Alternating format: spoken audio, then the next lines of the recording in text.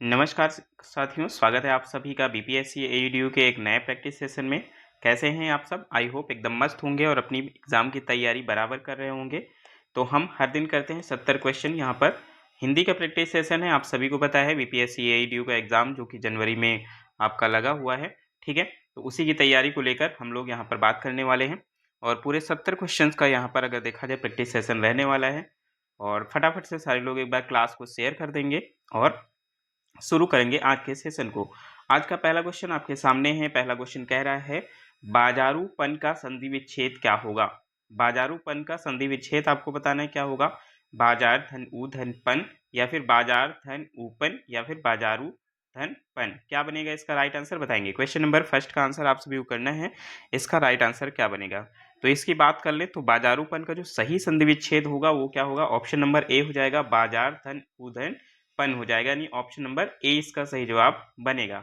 Next question की तरफ चलेंगे। क्वेश्चन नंबर आपका 32 है, उल्लंघन का सही संधि विच्छेद क्या होगा? आपको बताना है उल्लंघन का सही संधि विच्छेद क्या होगा। उत्धन लंघन हो जाएगा, या उत्धन लंघन हो जाएगा, या उल्धन लंघन हो जाएगा। तो इस पे बेस मैंने कल ही क्वेश्चन कराया हुआ है। अगर आप लोगों ने नहीं देखा है तो पिछले जो भी जितने भी सेशन हमने कराए हैं, लगभग 13 सेशन हम करा चुके हैं हिंदी को लेकर। अगर आपने नहीं देखे तो जरूर देखिएगा, क्योंकि एग्जाम्स में बहुत ज़्यादा फंसने वाला है यहाँ से। क्लियर है? तो इसकी बात कर लें उल्लंघन की, तो इसका जो सही संधि विच्छेद होगा वो कौन सा होगा? उत्धन लंघन होगा। क्या होगा? उत्धन लंघन होगा। ऑप्शन नंबर बी इसका सही जवाब बनेगा। नेक्स्ट क्वेश्चन पे चलेंगे। क्वेश्चन नंबर आपका 33 है, महाधन ईस का संधि रूप होगा। तो महाधन ईस का संधि रूप आपको बताना है क्या होगा? माहीस होगा, महीस होगा, या महेश होगा। क्या बनेगा इसका सही जवाब बताएंगे।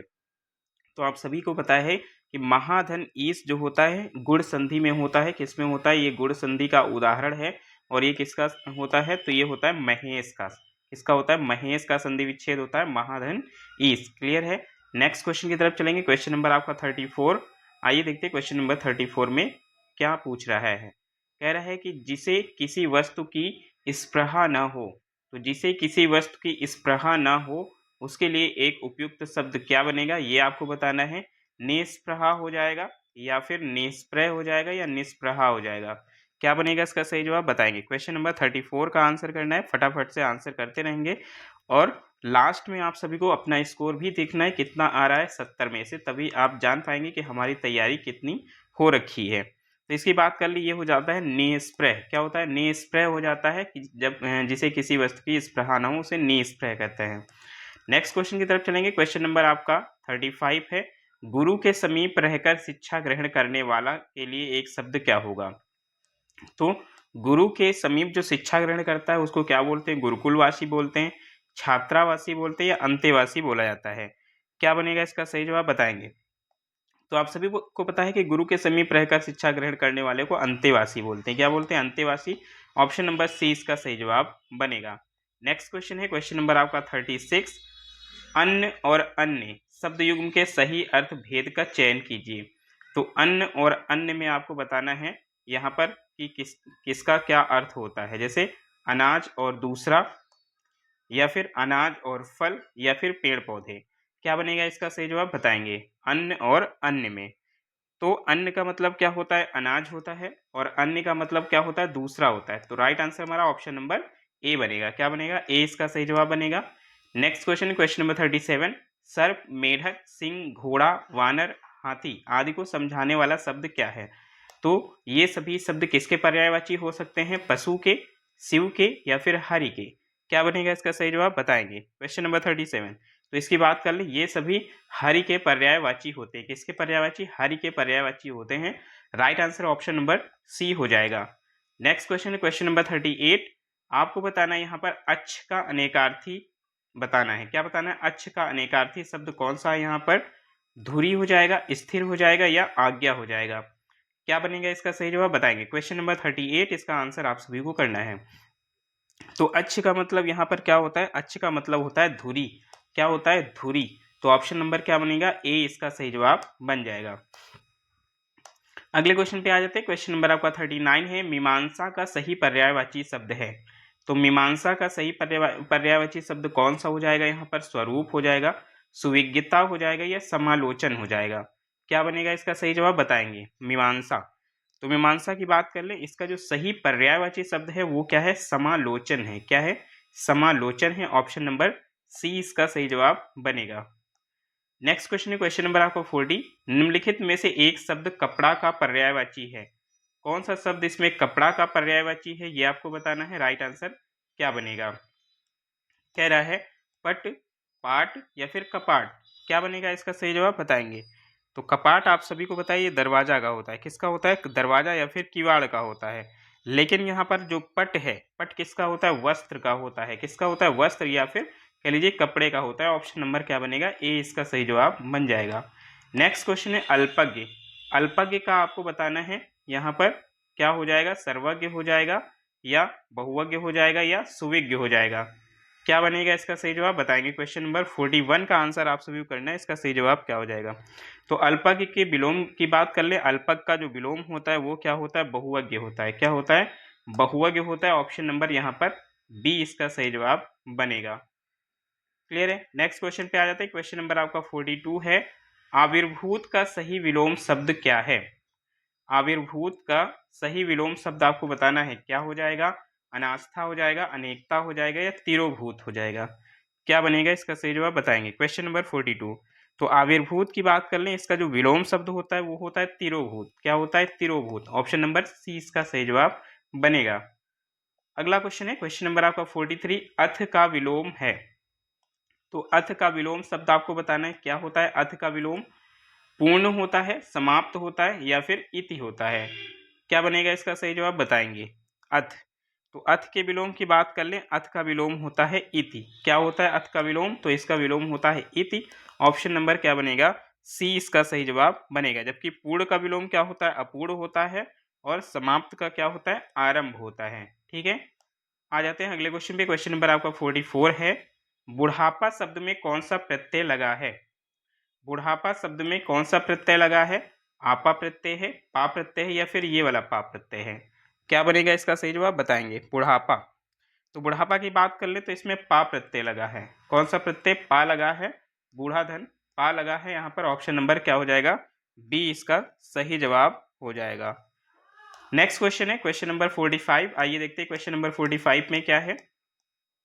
तो क्वेश्चन नंबर 45 आपके सामने है। क्वेश्चन कह रहा है कि वे शब्दांश जो शब्द के आरंभ में लगकर नए शब्द का निर्माण करते हैं उन्हें क्या कहते हैं। उन्हें क्या कहते हैं बताएंगे। प्रत्यय कहते हैं, उपसर्ग कहते हैं या फिर पद। वे शब्दांश जो शब्द के कहाँ पर लगते हैं, आरंभ में लगते हैं। तो आरंभ में आप सभी को पता है क्या लगता है, उपसर्ग लगता है। क्या लगता है, उपसर्ग लगता है। बी इसका सही जवाब बनेगा। नेक्स्ट क्वेश्चन है, मच्छिका किसका तत्सम है, आपको बताना है। मच्छिका किसका तत्सम है ये आपको बताना है। मछली का है, मक्खी का है या मच्छर का है। मच्छिका, तो मच्छिका की बात कर लिए, मक्खी का तत्सम शब्द होता है। किसका होता है, मक्खी का होता है। ऑप्शन नंबर बी इसका सही जवाब बन जाएगा। और मच्छर का तत्सम शब्द क्या होता है, तो मच्छर का तत्सम शब्द होता है मशक। क्या होता है, मशक। आ सकता है क्वेश्चन, इसको भी याद रखेंगे। नेक्स्ट क्वेश्चन और चलते हैं क्वेश्चन नंबर 47 पे। क्वेश्चन कह रहा है, निम्नलिखित में से तद्भव शब्द है। तद्भव शब्द की पहचान करनी है आपको। यहाँ पर तद्भव शब्द क्या बनेगा, यजमान, जाड्य या फिर जमुना। कौन सा शब्द यहाँ पर तद्भव शब्द है। तो तद्भव शब्द की बात कर ले तो ये हो जाएगा जमुना। क्या हो जाएगा, जमुना। इसका जो तत्सम होता है वो क्या होता है, यमुना होता है। क्या होता है, यमुना होता है। Right answer option number C बन जाएगा। नेक्स्ट क्वेश्चन, क्वेश्चन नंबर आपका 48 और क्वेश्चन कह रहा है कि निम्नलिखित तत्सम तद्भव शब्दों के युग्म में से कौन युग्म त्रुटिपूर्ण है। कौन सा गलत दे रखा है ये आपको बताना है। तो चलिए देखते हैं। घृत का घी दे रखा है, ऊँट का ऊँट दे रखा है, ऊँट का ऊँट दे रखा है, त्वरित का तुरत दे रखा है। क्या बनेगा इसका सही जवाब बताएंगे। तो इसकी बात कर लें तो ऊँट का यहाँ पर ऊँट दे रखा है, ये वाला अगर देखा जाए तो गलत दे रखा है। ये वाला कैसा है, तो ये गलत दे रखा क्योंकि यहाँ पर क्या होना चाहिए, ऊष्ट होना चाहिए। क्या होना चाहिए, ऊष्ट होना चाहिए। यहाँ पर सा भी लगता है, आप सभी को पता है। तो क्या हो जाएगा, राइट आंसर हमारा ऑप्शन नंबर बी इसका सही जवाब हो जाएगा। इसको अच्छे से लिख लेंगे, ये ऊष्ट इस तरह वाला होता है। ठीक है, तो राइट आंसर बी है। अगले क्वेश्चन पे आ जाते हैं। उत्पत्ति के आधार पर शब्द कितने प्रकार के होते हैं। उत्पत्ति के आधार पर शब्द कितने प्रकार के होते हैं, 3 प्रकार के, 4 प्रकार के या फिर 5 प्रकार के होते हैं। क्या बनेगा इसका सही जवाब बताएंगे। तो उत्पत्ति के आधार पर शब्दों की बात कर लें तो ये होते हैं तत्सम शब्द, तद्भव शब्द, देशज शब्द और विदेशी शब्द। कौन कौन सी? तत्सम शब्द, तद्भव शब्द, देशज शब्द और विदेशी शब्द। इस तरह कितने हुए? टोटल 4 हो गए, यानी कि ऑप्शन नंबर 20 का सही जवाब बनेगा। नेक्स्ट क्वेश्चन है, मेरे हाथ में लेखनी है वाक्य में कौन सा परसर्ग है? तो मेरे हाथ में लेखनी है, इसमें कौन सा परसर्ग हो जाएगा? कर्म हो जाएगा, अपादान हो जाएगा या अधिकरण हो जाएगा? क्या बनेगा इसका सही जवाब बताएंगे। तो यहाँ पर अगर बात कर लें तो हो जाएगा आपका अधिकरण, क्योंकि अधिकरण का अगर देखा जाए तो क्या होता है? में या फिर पर होता है। तो यहाँ पर में लिखा हुआ विभक्ति, तो ऑप्शन नंबर क्या बनेगा? सी इसका सही जवाब बनेगा। नेक्स्ट क्वेश्चन है, राजा ने ब्राह्मण को धन दिया, वाक्य के रेखांकित पद में कारक है। तो रेखांकित पद है हमारा ब्राह्मण, इस ब्राह्मण को, तो ब्राह्मण को में कौन सा कारक हो जाएगा? कर्ता कारक हो जाएगा, कर्म कारक हो जाएगा या फिर संप्रदान कारक बनेगा? क्या बनेगा इसका सही जवाब बताएंगे। तो इसकी बात कर ले, राजा ने ब्राह्मण को धन दिया, यहाँ पर जो बनेगा वो बनेगा संप्रदान कारक। जहाँ पर देने का भाव आता है वहां पर क्या बनेगा? संप्रदान कारक। ऑप्शन नंबर सी इसका सही जवाब बनेगा। अगला क्वेश्चन है, मदिरा पीने का प्याला के लिए एक शब्द क्या होता है? तो जो मदिरा जो होती है उसको पीने का एक प्याला होता है, उसको क्या बोला जाता है? चश्म बोला जाता है या फिर चषक बोला जाता है या चस्क बोला जाता है? क्या बोला जाता है बताएंगे। Question number 52। तो इसकी बात कर लें, ये जो मदिरा पीने का प्याला होता है उसको चषक बोलते हैं, लेकिन जो चषक की वर्तनी होती है शुद्ध, वो कौन सी होती है? ये वाला चषक ऐसे लिखा जाता है, ठीक है। तो ये वर्तनी शुद्ध वाली होती, तो दिए गए ऑप्शंस में से किसी में भी शुद्ध वर्तनी नहीं दी रखी है, इसलिए आंसर हमारा क्या बनेगा? ऑप्शन नंबर ई बन जाएगा। क्या बनेगा? ऑप्शन नंबर ई इसका राइट आंसर बनेगा। अगले क्वेश्चन पे आ जाते हैं। क्वेश्चन नंबर आपका 53 है, निम्नलिखित में कौन वाक्य भाववाच्य का है? भाववाच्य का कौन सा वाक्य है इसमें से? राम से चला नहीं जाता, पुस्तक महंगे दाम में खरीदी गई, लड़के ने तीर से चिड़िया को मार दिया। क्या बनेगा इसका सही जवाब बताएंगे। Question number 53। तो भाववाच्य की बात कर ले तो पहले वाले में ही भाववाच्य है, राम से चला नहीं जाता, यही क्या है? वाक्य भाववाच्य है। नेक्स्ट क्वेश्चन पे आ जाते हैं। क्वेश्चन नंबर आपका 54। क्वेश्चन कह रहा है, कदाचित शाम तक वो वापस आ जाए। कदाचित शाम तक वो वापस आ जाए, इसमें आपको बताना है, इस वाक्य में प्रस्तुत काल को पहचानना है। कौन से काल का है ये? संदिग्ध भूतकाल है, संभाव्य भविष्यत है या फिर संदिग्ध वर्तमान है? क्या बनेगा इसका सही जवाब बताएंगे। तो इसकी अगर बात कर लें तो कदाचित शाम तक वो वापस आ जाए, तो यहाँ पर संभावना दर्शाई जा रही है, और किसकी संभावना? भविष्य काल की, तो यहाँ पर संभाव्य भविष्यत हो जाएगा। क्या हो जाएगा? संभाव्य भविष्यत हो जाएगा। ऑप्शन नंबर 20 का सही जवाब बनेगा। नेक्स्ट क्वेश्चन है, क्वेश्चन नंबर 55। किस शब्द का प्रयोग सदा बहुवचन में होता है? किस शब्द का प्रयोग सदैव बहुवचन में किया जाता है? गाय, दर्शन या फिर बहन? आराम से कर सकते हैं क्योंकि ऑप्शंस वैसे इसमें नहीं दे रखे, कभी कभी ज़्यादा कंफ्यूजिंग ऑप्शन आ जाते हैं। तो यहाँ पर अगर बात कर ले दर्शन की, तो दर्शन हमेशा बहुवचन में प्रयोग होता है, दर्शन बहुवचन में हमेशा प्रयोग होता है। तो राइट आंसर हमारा ऑप्शन नंबर क्या बन जाएगा? ऑप्शन नंबर बी बन जाएगा। इसके अलावा प्राण आता है, तो प्राण को भी बहुवचन में ही हमेशा प्रयोग करते हैं। प्राण के अलावा अगर आए हमारा क्या? बाल आए, ठीक है, बाल हो गया, ठीक है, और लोग हो गया, लोग हो गया, और इसके अलावा बात कर लें आंसू हो गए, तो ये सभी किस में आते हैं? ये सभी बहुवचन में आते हैं। अगले क्वेश्चन पे चलेंगे।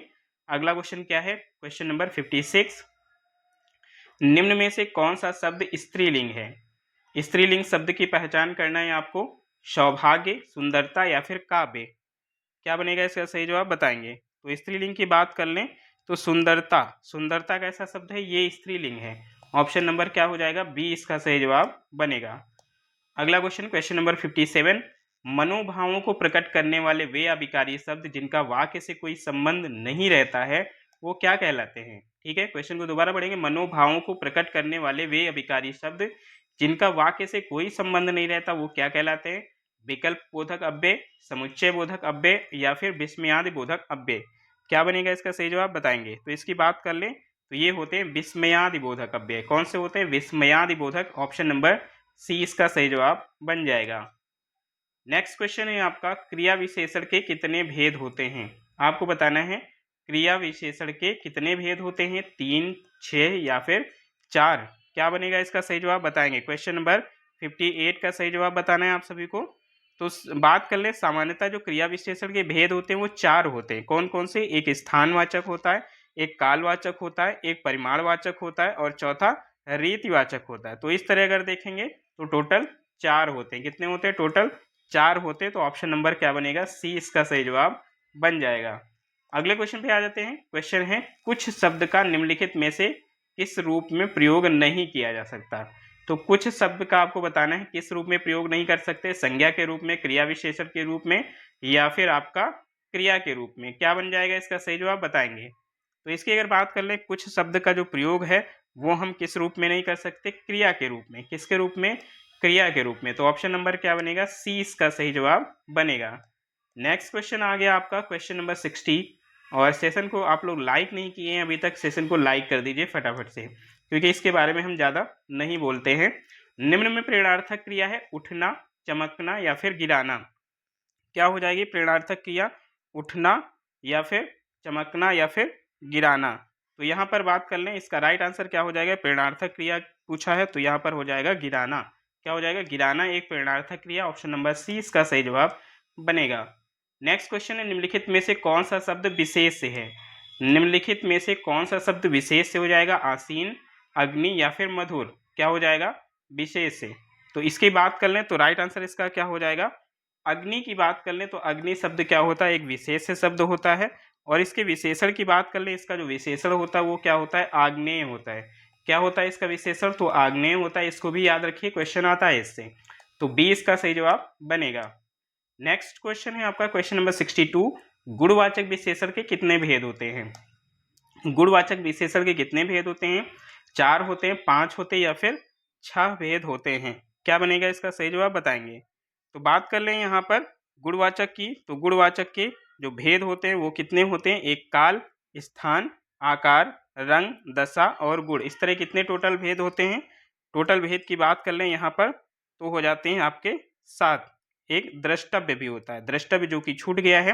तो फिर से एक बार देख लेंगे, काल, स्थान, आकार, रंग, दशा, गुण और द्रष्टव्य। इस तरह अगर देखा जाए तो टोटल कितने भेद होते हैं गुणवाचक के? 7 होते हैं। तो दिए गए ऑप्शंस में से कोई भी नहीं है। ऑप्शन नंबर ई इसका सही जवाब बनेगा। अगले क्वेश्चन पे आ जाते हैं। क्वेश्चन नंबर आपका 63।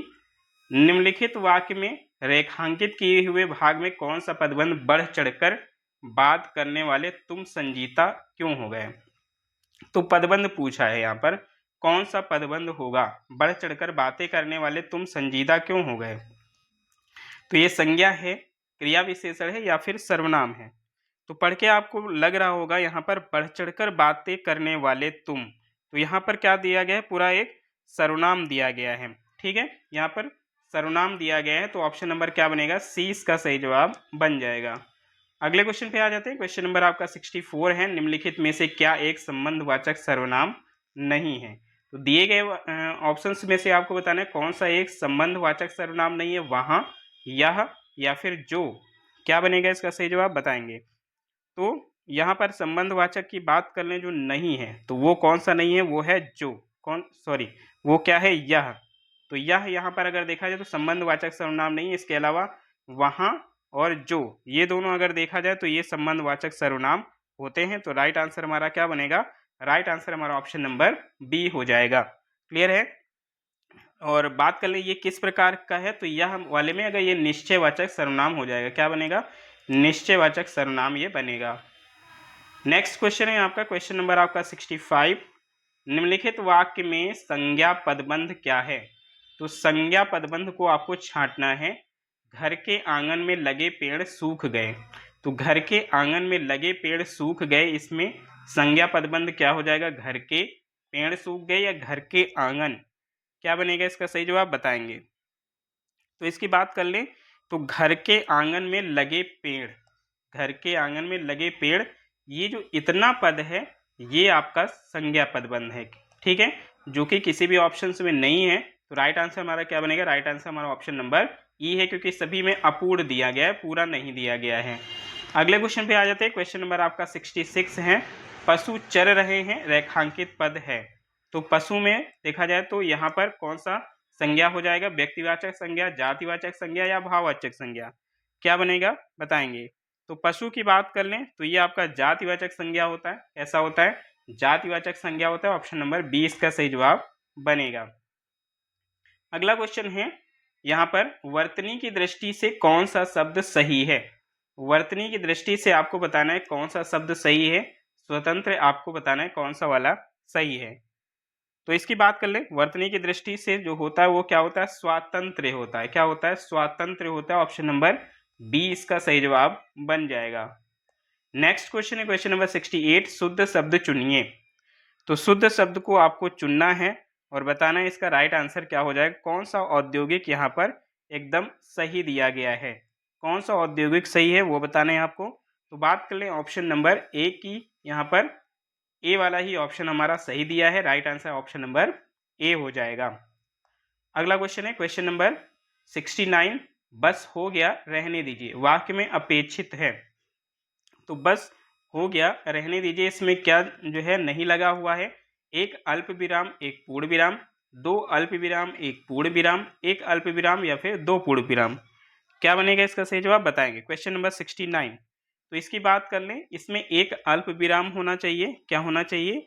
एक इसमें अल्प विराम होना चाहिए। कहाँ पर? बस हो गया, यहाँ पर एक अल्प विराम होना चाहिए और यहाँ पर क्या होना चाहिए? एक पूर्ण विराम होना चाहिए लास्ट में। तो इस तरह ऑप्शन नंबर क्या हो जाएगा? ए इसका सही जवाब बनेगा। अगला क्वेश्चन है क्वेश्चन नंबर आपका 70, विराम चिन्ह के प्रयोग की दृष्टि से अशुद्ध वाक्य बताना है आपको।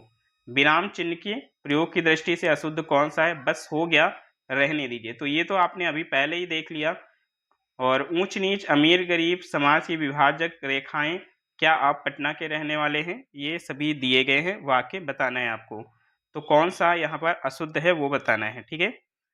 तो यहाँ पर अगर देखा जाए तो दिए गए वाक्य में जो दिया है, जैसे बस हो गया रहने दीजिए, तो यहाँ पर क्या बन जाएगा? तो इसकी बात कर ले, पहला वाला हमारा क्या हो जाएगा? यहाँ पर अशुद्ध हो जाएगा, क्योंकि इसको अभी आप लोगों ने देखा यहाँ पर क्या होना चाहिए? बस हो गया, तो यहाँ पर एक अल्प विराम होना चाहिए, तो यहाँ पर एक विराम और ज्यादा दिया हुआ है, तो यही हमारा क्या हो जाएगा?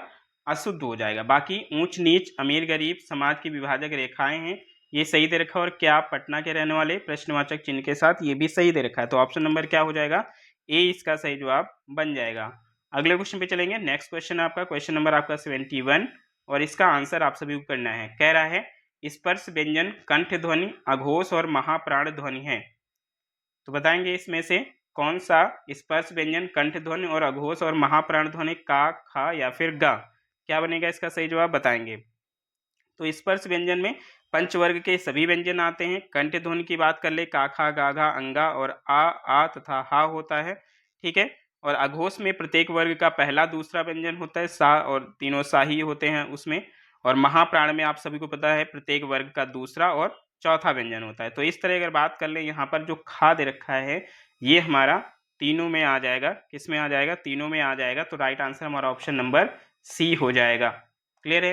अगले क्वेश्चन पे आ जाते हैं। क्वेश्चन नंबर आपका 72 है, अंतस्थ और ऊष्म वर्ण कितने हैं। तो अंतस्थ और ऊष्म वर्ण की संख्या बतानी है, 6 हैं, 8 हैं या फिर 9 हैं। कितने हैं ये आपको बताना है।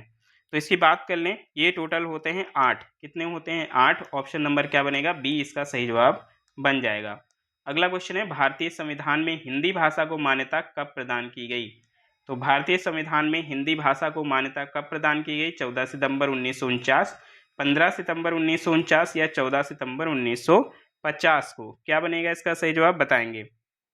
तो आप सभी को पता है कि 14 सितंबर को हिंदी दिवस के रूप में मनाया जाता है, तो 15 सितंबर तो नहीं होगा, इन्हीं दोनों में कन्फ्यूजन हो सकती है। तो आंसर हमारा क्या बनेगा? ऑप्शन नंबर ए, ये 14 सितंबर 1949 को अगर देखा जाए तो स्वीकार किया गया था भारत के राजभाषा के रूप में। तो ऑप्शन नंबर ए इसका सही जवाब बन जाएगा। अगला क्वेश्चन है, राग दरबारी के लेखक हैं। तो राग दरबारी के लेखक कौन हो जाएगा? यहाँ पर श्रीलाल शुक्ल हो जाएंगे, बनवारी लाल मिश्र हो जाएंगे या फिर रामधारी सिंह दिनकर हो जाएंगे। क्या बनेगा इसका सही जवाब बताएंगे। राग दरबारी, तो ये एक उपन्यास है और इसके जो लेखक हैं वो हैं श्रीलाल शुक्ल। कौन है? श्रीलाल शुक्ल। ऑप्शन नंबर ए इसका सही जवाब बनेगा। नेक्स्ट क्वेश्चन है आपका क्वेश्चन नंबर 75, सूर्यकांत त्रिपाठी निराला को कैसा कवि माना जाता है। तो सूर्यकांत त्रिपाठी निराला को कैसा कवि मानते हैं? क्रांतिकारी, भाग्यवादी या पलायनवादी। क्या बनेगा इसका सही जवाब बताएंगे। Question number 75। तो इसकी अगर बात कर ले तो निराला जी को एक क्रांतिकारी कवि कहते हैं, क्योंकि इन्होंने अनेक संत्रास को झेलते हुए कभी भी हार नहीं मानी है। तो यहाँ पर राइट आंसर क्या बनेगा, ऑप्शन नंबर ए इसका सही जवाब बनेगा। अगला क्वेश्चन है क्वेश्चन नंबर 76। प्रगतिशील लेखक संघ का पहला अधिवेशन किस वर्ष में हुआ था। प्रगतिशील लेखक संघ का पहला अधिवेशन किस वर्ष में हुआ था, 1938 में, 43 में या फिर 1936 में। क्या बनेगा इसका सही जवाब बताएंगे। तो प्रगतिशील लेखक संघ का जो भारत में पहला अधिवेशन हुआ था वो हुआ था 1936 में। कब हुआ था, 1936 में। और कहाँ पर हुआ था, तो ये आपके लखनऊ में हुआ था, जिसके जो अध्यक्ष थे वो मुंशी प्रेमचंद जी थे। कौन थे, Munshi Premchand ji. Next question, question number 77। बिन गोपाल बैरन भई कुंजे किस कवि की पंक्ति हैं। बिन गोपाल बैरन भई कुंजे किस कवि की पंक्तियां हैं, ये आपको बताना है। राइट आंसर इसका क्या बन जाएगा, रसखान की है, घनानंद की है या फिर सूरदास जी की हैं। तो राइट आंसर की बात कर ले, ये जो पंक्तियां हैं ये सूरदास जी के, सी इसका सही जवाब बनेगा। नेक्स्ट क्वेश्चन है आपका, बरिया बीती बल गया अस बुरा कमाया हरिजिन छाड़े हाथ थे दिन नेड़ा आया। तो इसमें आपको बताना है कि ये जो लाइन्स हैं किसकी हैं, कबीरदास जी की, रहीमदास जी की या फिर सूरदास जी की। क्या बन जाएगा इसका, राइट आंसर बताएंगे। तो जो पंक्तियां दी गई हैं ये हैं कबीरदास जी की। किसकी पंक्तियां हैं, तो ये कबीरदास जी की हैं। तो right answer option number A हो जाएगा। अब 79 से लेकर 81 यानी कि 79 से लेकर 81 तक का जो क्वेश्चन है वो पद्यांश के आधार पर है। तो पद्यांश को एक बार पढ़ते हैं। तो यहीं से शुरू है, 2 लाइनें यहाँ पर दी हैं, बाकी आगे दी हैं। तो हैं जन्म लेते जगह में एक ही पौधा उन्हें है पालता। आगे ये देखते हैं आगे क्या क्या दिया है, थोड़ा सा बड़ा है। तो यहाँ पर आगे दे रखा है कि रात में उन पर चमकता चांद भी एक ही सी चांदनी है डालता, छेद कर कांटा किसी की उंगलियां फाड़ देता है किसी का वरवसन, प्यार की डूबी तितलियों के पर कतर और है वेद देता श्याम तन, फूल लेकर तितलियों को गोद में भौरे को अपना अनूठा रस पिला, निज सुगंधों का निराले ढंग से है सदा देता कली को जो खिला, है खटकता एक सबकी आंख में दूसरा है सोहता सुरसीस पर, किस तरह फूल की बड़ाई काम दे जो किसी में हो बड़प्पन की कसर। तो ये था एक पद्यांश और इसी पद्यांश पे बेस अब क्वेश्चंस को करने वाले हैं। तो पद्यांश को फिर से पढ़ना है तो वीडियो को पॉज कर दीजिए और अच्छे से पढ़ सकते हैं ताकि क्वेश्चन का आंसर आप लोग अच्छे से कर पाएं। तो क्वेश्चन है, इस काव्यांश में किसे महत्व दिया गया है। तो इस काव्यांश में किसे महत्व दिया गया है, चरित्र को, स्वभाव को या चरित्र और स्वभाव दोनों को महत्व दिया गया है। क्या बनेगा इसका राइट आंसर बताएंगे। तो काव्यांश को अगर अच्छे से पढ़ेंगे तो पता चलेगा इसमें चरित्र और स्वभाव दोनों को ही यहाँ पर देखा जाए महत्व दिया गया है। तो राइट आंसर हमारा ऑप्शन नंबर सी बन जाएगा। अगला क्वेश्चन है, क्वेश्चन है कि निम्न में से कौन सा बड़प्पन शब्द में प्रत्यय है। तो बड़प्पन में प्रत्यय क्या लगता है ये आपको बताना है, अपन लगता है या पन लगता है या पन लगता है। क्या बनेगा इसका सही जवाब बताएंगे। तो बड़प्पन की बात कर लें तो बड़प्पन में बड़ा मूल शब्द होता है और पन इसमें यहाँ पर क्या होता है, प्रत्यय होता है। तो बी इसका सही जवाब बनेगा। नेक्स्ट क्वेश्चन है आपका क्वेश्चन नंबर 81। आपको बताना है निम्न में से कौन सा फूल शब्द का पर्यायवाची है। तो फूल शब्द का पर्यायवाची पूछा गया है, प्रसून हो जाएगा, कमल हो जाएगा या मधुप हो जाएगा। क्या बनेगा इसका सही जवाब बताएंगे। तो फूल शब्द के पर्यायवाची की बात कर लें तो फूल शब्द का पर्यायवाची होता है प्रसून। क्या होता है, प्रसून। ऑप्शन नंबर ए इसका सही जवाब बन जाएगा। और मधुप की बात कर ले, मधुप आप सभी को बताइए भौरे का पर्यायवाची होता है। किसका होता है, भौरे का। और कमल आप सभी को बताए पंकज, जलद, सरोज, ये सभी कमल के होते हैं पर्यायवाची। Next question, question number 82। Teaching का हिंदी अनुवाद होगा। तो टीचिंग को हिंदी में क्या कहते हैं ये आपको बताना है। अध्ययन कहते हैं, अध्यापन कहते हैं या फिर निरीक्षण करते हैं। तो एकदम आसान क्वेश्चन है। टीचिंग का मतलब क्या होता है, अध्यापन होता है। क्या होता है, अध्यापन। ऑप्शन नंबर बी इसका राइट आंसर बनेगा। क्वेश्चन नंबर 83 आ जाते हैं। ग्रामीण लोग यहाँ अधिकतर निरक्षर हैं, अंग्रेजी में इसका अनुवाद करना है तो इसको अंग्रेजी में क्या बोलेंगे, villagers are illiterate, maximum are illiterate in this village, the villagers here mostly are illiterate. तो आपको बताना है यहाँ पर कौन सा हो जाएगा अंग्रेजी में। तो इसका सही जवाब हो जाएगा यहाँ पर द इसमें अगर देखा है तो पहला वाला भी गलत हो जाएगा, दूसरा भी गलत है और तीसरा भी गलत है, क्योंकि यहाँ पर होना चाहिए the villagers here are mostly illiterate. यहाँ पर जो आर लगा है, आर नहीं होगा, बाकी यहाँ पर अगर देखा जाए तो पूरा हो जाएगा। क्या हो जाएगा, होना क्या चाहिए, द विलेजर्स हेयर आर। ठीक है, क्या होना चाहिए, द विलेजर्स हेयर आर, ये आर यहाँ पर लगना चाहिए। मोस्टली इलिटरेट, तो थोड़ा सा यहाँ पर गलत दे रखा है, तो राइट आंसर हमारा ऑप्शन नंबर ई हो जाएगा। क्या होना चाहिए, the villagers here are mostly illiterate, तो ये यहाँ पर सही जवाब हो जाएगा। अगले क्वेश्चन पे चलेंगे। अगला क्वेश्चन, क्वेश्चन नंबर आपका 84 है, वैयक्तिक पत्र किनके मध्य लिखा जाता है। तो वैयक्तिक पत्र किनके मध्य लिखा जाता है, व्यवसायियों के मध्य, सरकारी अधिकारियों के मध्य, या फिर सगे संबंधियों के मध्य। क्या बनेगा इसका सही जवाब, बताएंगे। तो वैयक्तिक वैयक्तिक पत्र की बात कर लें, इसको व्यक्तिगत पत्र भी कह सकते हैं, तो यह अनौपचारिक पत्र की श्रेणी में आता है। तो इसमें अगर देखा जाए तो सगे संबंधियों मित्रों के मध्य ये लिखा जाता है। अगले क्वेश्चन पे आते हैं। क्वेश्चन नंबर आपका 85 है वैयक्तिक पत्र किनके मध्य लिखा जाता है। तो ये क्वेश्चन आपका देखा जाए तो रिपीट हो गया है। तो यहाँ पर वैयक्तिक पत्र किनके मध्य लिखा जाता है, तो यहाँ पर क्या हो जाएगा आपका सगे संबंधियों के मध्य, चूंकि सेम क्वेश्चन आ गया है। नेक्स्ट क्वेश्चन पे चलते हैं। चमड़ी जाए पर दमड़ी ना जाए, इस मुहावरे का अर्थ बताना है आप सभी को। चमड़ी जाए पर दमड़ी ना जाए, तो बहुत कंजूस होना, अत्यधिक खर्चीला होना, या चमड़े का व्यापार करना। तो इसके राइट आंसर की बात कर लें तो ये होता है कंजूस होना, बहुत ज़्यादा कंजूस होना। तो राइट आंसर हमारा ऑप्शन नंबर ए बन जाएगा। क्या बनेगा, ए इसका सही जवाब बनेगा। अगला क्वेश्चन है, काठ की हांडी बार बार नहीं चढ़ती, इसका अर्थ क्या होगा।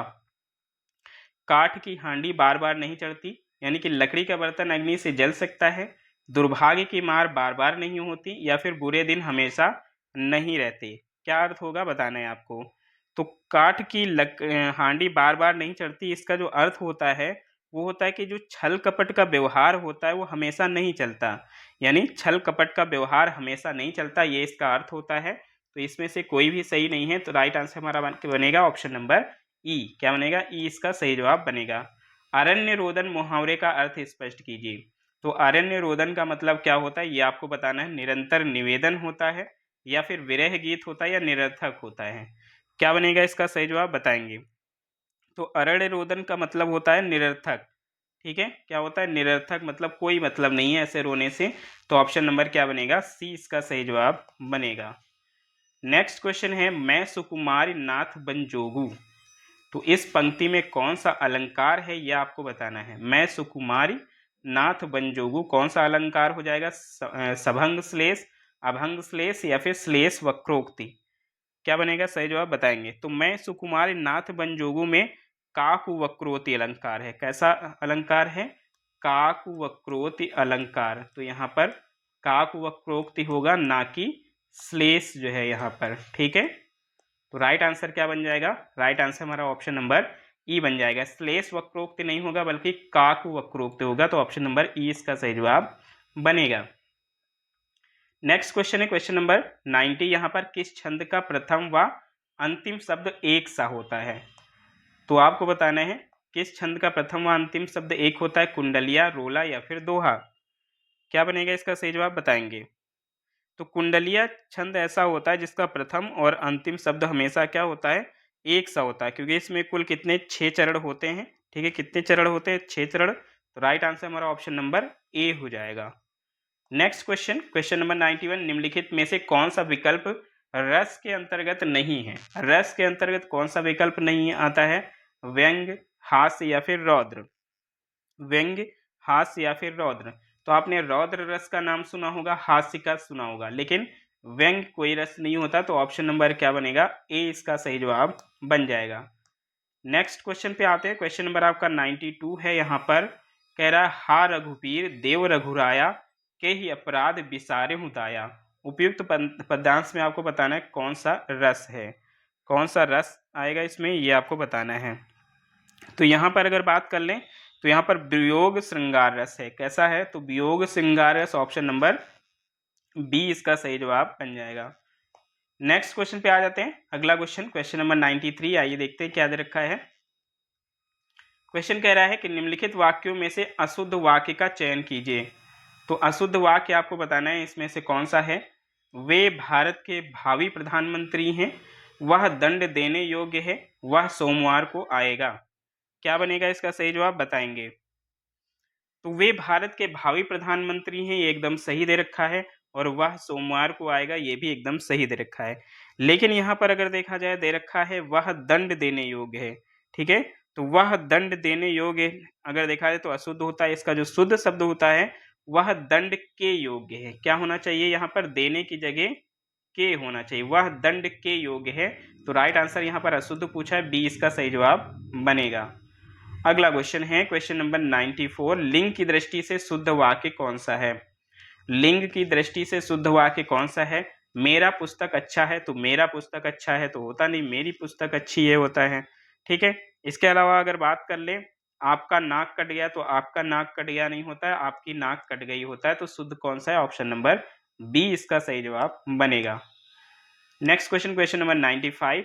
आचार्यों ने कहा है कि अहिंसा ही परम धर्म है, संरचना के आधार पर वाक्य का भेद बताना है। तो बताइए क्या हो जाएगा, ये सरल वाक्य है या उपवाक्य है या संयुक्त वाक्य है, क्या है बताएंगे। Question number 95। तो इसकी बात कर लें, आचार्यों ने कहा है कि अहिंसा ही परम धर्म है। तो इसमें जो अगर देखा जाए तो ये है मिश्र वाक्य। कैसा वाक्य है, तो ये है एक मिश्र वाक्य। दिए गए ऑप्शंस में से मिश्र नहीं दिया है, राइट आंसर क्या बनेगा, ऑप्शन नंबर ई इसका सही जवाब बन जाएगा।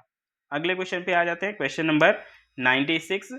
समास योजना की दृष्टि से इनमें से एक अशुद्ध युग्म है, कौन सा अशुद्ध है ये आपको बताना है। जैसे कह रहा है कि सतसई में द्विगु समास है, तुलसी कृत में तत्पुरुष समास है, मंदोदरी में बहुब्रीहि समास है, कौन सा गलत है ये आपको बताना है। तो सतसई अगर देखा जाए तो सतसई में जाहिर सी बात है द्विगु समास है, एकदम सही है। तुलसी कृत यानी कि तुलसी द्वारा कृत, तो ये भी तत्पुरुष में ही आएगा, और मंदोदरी में बहुब्रीहि समास आएगा। तो यहाँ पर सभी सही दे रखे हैं, गलत कोई भी नहीं है। तो आंसर हमारा क्या बनेगा, आंसर हमारा ऑप्शन नंबर ई बन जाएगा। क्या बनेगा, ई इसका सही जवाब बन जाएगा। अगले क्वेश्चन पे चलेंगे। नेक्स्ट क्वेश्चन आपका क्वेश्चन नंबर 97। निम्नलिखित में से शताब्दी में कौन सा समास है। शताब्दी में कौन सा समास है, द्विगु समास, बहुब्रीहि या फिर कर्मधारय, क्या बनेगा इसका सही जवाब बताएंगे। तो आप सभी को बताया है, मैंने पहले भी बताया, जहां पर संख्या की बात आएगी वहां पर द्विगु समास आ गया, तो यहाँ पर शताब्दी, तो यहाँ पर राइट आंसर क्या बन जाएगा, right answer option number A बन जाएगा। क्या हो जाएगा, ए इसका सही जवाब बन जाएगा। अगले क्वेश्चन पे आ जाते हैं, क्वेश्चन नंबर आपका 98 है। देशभक्ति में समास है, तो देशभक्ति में कौन सा समास है, द्वंद्व समास, द्विगु समास या फिर तत्पुरुष समास, क्या बनेगा इसका सही जवाब बताएंगे। देशभक्ति, तो देशभक्ति में अगर देखा जाए तो यहाँ पर तत्पुरुष समास हो जाएगा, ऑप्शन नंबर सी इसका सही जवाब बन जाएगा। अगला क्वेश्चन है, जो प्रमाण द्वारा सिद्ध ना किया जा सके, तो जो प्रमाण द्वारा सिद्ध ना किया जा सके, अनुपम कह रहा है, अद्वितीय कह रहा है या अनिर्वचनीय कह रहा है, क्या बोलेंगे इसको बताना है आपको। तो इसकी अगर बात कर लें तो जिसके समान कोई दूसरा ना हो उसको बोलते हैं अद्वितीय, क्लियर है। इसके अलावा अनुपम किसको बोलते हैं, तो जिसकी उपमा ना हो उसको बोलते हैं अनुपम, और अनिर्वचनीय का मतलब जिसका वचन या वाणी द्वारा वर्णन ना किया जा सके वो होता है अनिर्वचनीय, और जो प्रमाण द्वारा सिद्ध ना किया जा सके वो होता है अप्रमेय। क्या होता है वो, तो वो अप्रमेय होता है। तो यहाँ पर अप्रमेय किसी भी ऑप्शन में नहीं दे रखा है, तो आंसर हमारा कौन सा बनेगा, ई बन जाएगा। क्या बनेगा, ई इसका सही जवाब बनेगा। अगले क्वेश्चन पे आते हैं, क्वेश्चन नंबर आपका 100 और आज का लास्ट क्वेश्चन है। क्वेश्चन कह रहा है स्वरों का उच्चारण होता है, कैसे होता है, व्यंजनों की सहायता से, अनुस्वार की सहायता से होता है या अनुनासिक की सहायता से होता है। राइट आंसर क्या हो जाएगा बताना है आपको। तो आप सभी को पता है कि जो स्वरों का उच्चारण होता है वो बिना किसी की सहायता के होता है, तो कोई भी यहाँ पर सहायता नहीं ली जाएगी। तो ऑप्शन नंबर क्या बनेगा, ई इसका सही जवाब बन जाएगा। तो ये थी आज की क्लास कैसी लगी कमेंट बॉक्स में ज़रूर बताइएगा, और जिन्होंने अभी तक लाइक नहीं किया है वो एक बार प्यारा सा लाइक जरूर कर देंगे, सेशन को अपने दोस्तों के ग्रुप में जरूर शेयर कर देंगे। ठीक है, मिलते हैं नेक्स्ट सेशन के साथ, तब तक अपना ख्याल रखिए, मस्त रहिए, बिजी रहिए, तैयारी अपनी जरूर करते रहिए। सभी को जय हिंद, धन्यवाद।